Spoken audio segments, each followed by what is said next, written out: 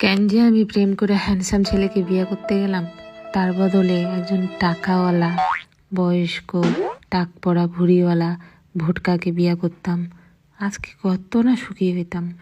বুড়া বর আমায় কচি বউ পেয়ে কত ভালোবাসতো, আদর করতো, যা চাইতাম তাই দিত, যা বলতাম তাই করতো, টাকা পয়সা সব আমার কাছে থাকতো। কচি বউকে পটায় রাখার জন্য বছরে 3-4টা মোটা মোটা গয়না তো আমাকে বানাই দিত, আর মাসে মাসে তো শাড়ি অনেক দামি দামি সেটাও দিত।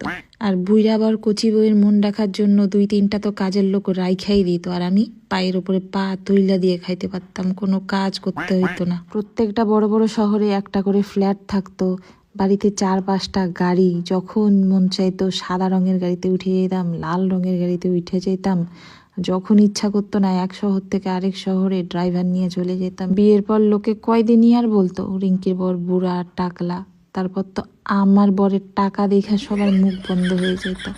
সুন্দর ছেলের সাথে বিয়ে বসে তাতে আরও বেশি আমার জ্বালা হয়েছে। টাকলা বড়ই ভালো ছিল, সন্দেহ করতাম না, কোনো মেয়ে পাত্তা দিত না।